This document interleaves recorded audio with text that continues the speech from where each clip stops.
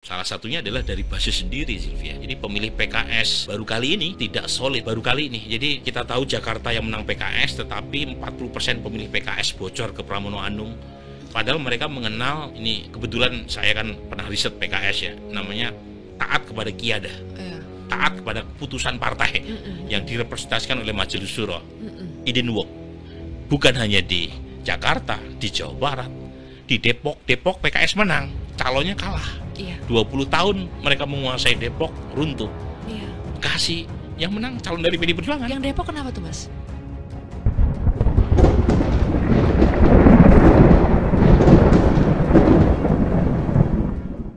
Assalamualaikum warahmatullahi wabarakatuh. Iwan Filah.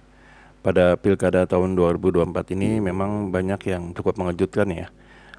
Selain daripada berkurangnya atensi masyarakat kepada keinginan untuk memilih pemimpin, hal ini juga terjadi kepada salah satu partai yang bisa dikatakan partai kader ya, yaitu Partai Keadilan Sejahtera, di mana di sini banyak sekali daerah-daerah atau tempat-tempat yang diisi oleh para kader untuk bisa menjadi pemimpin daerah ataupun pemimpin provinsi itu tidak sesuai dengan rencana dan mereka kalah.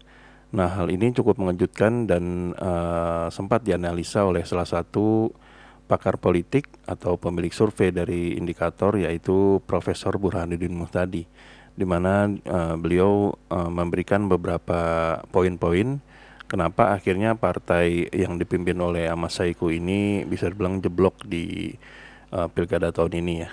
Nah, bagaimana analisanya? Mari kita simak videonya berikut ini. Salah satunya adalah dari basis sendiri, Sylvia. Jadi pemilih PKS baru kali ini tidak solid ya. Baru kali ini. Jadi kita tahu Jakarta yang menang PKS, tetapi 40% pemilih PKS bocor ke Pramono Anung. Padahal mereka mengenal, ini kebetulan saya kan pernah riset PKS ya, namanya taat kepada Qiyadah. Taat kepada keputusan partai yang direpresentasikan oleh Majelis Syuro. It didn't work. Bukan hanya di Jakarta, di Jawa Barat, di Depok PKS menang, calonnya kalah. 20 tahun mereka menguasai Depok, runtuh. Bekasi yang menang calon dari PDI Perjuangan. Yang Depok kenapa tuh, Mas? Kekalahan PKS. Nah, memang ada sentimen negatif. Mungkin kita punya survei beberapa kali, termasuk juga quick count di sana. Pertama ada sentimen pengen perubahan ya, di kalangan warga Depok.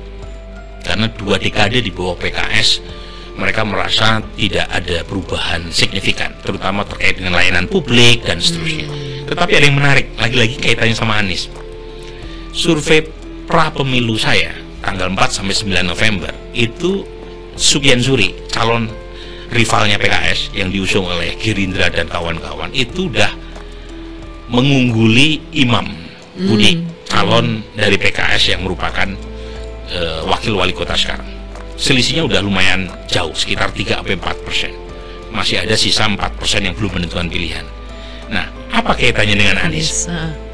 Pemilih Anies di Depok itu 41%. Besar. Memang kalah tipis dibanding dengan pemilih Pak Prabowo, persis kayak Jakarta.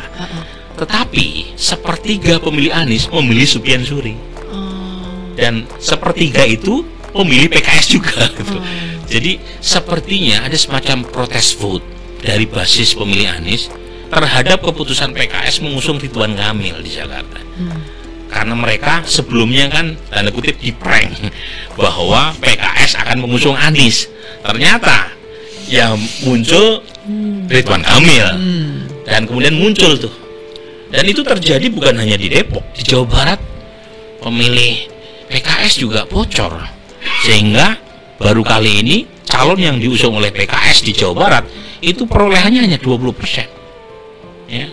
Kemudian di Kota Bandung, Kota Bandung kalah telak tuh. Calon Haru ya kalau tidak salah, yang menang dari Nasdem, Farhan.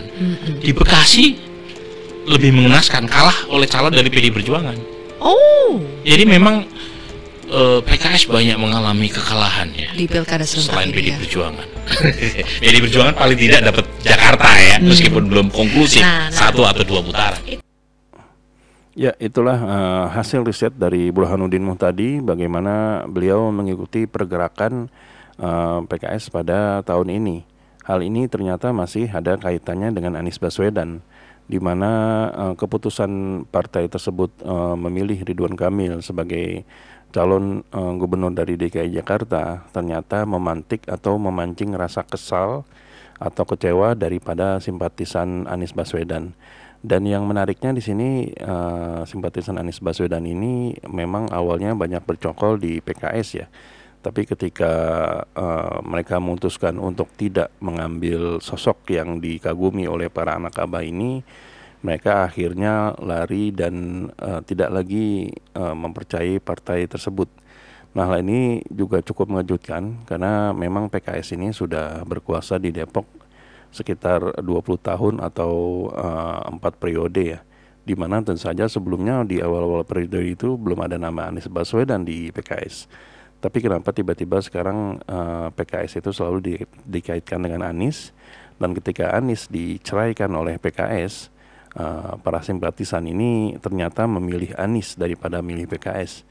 Nah, hal ini memang cukup menarik karena memang PKS dianggap sebagai salah satu partai penyuara aspirasi mereka yang tidak percaya dengan oligarki, siapapun presidennya, biarpun itu Jokowi ataupun Prabowo pada saat ini. Jadi ketika partai ini memutuskan untuk bergabung dengan pemerintah, maka para grassroots atau para akar rumput ini sudah tidak percaya lagi dengan PKS, sehingga menjadikan Anies sebagai salah satu sosok yang dipercaya hingga saat ini.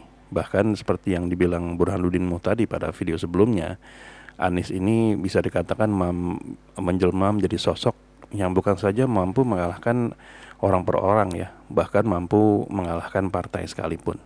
Nah, jadi itulah analisa dari Burhanuddin Muhtadi kenapa PKS pada tahun ini bisa dikatakan jeblok dan kalah di berbagai daerah. Nah, itulah video kali ini. Bila memang teman-teman ada yang ingin disampaikan, silahkan tuliskan di kolom komentar ya. Sampai di Sunoden Project. Bila memang kami ada salah kata atau salah data, kami mohon maaf. Wabillahi taufiq wal hidayah. Wassalamualaikum warahmatullahi wabarakatuh.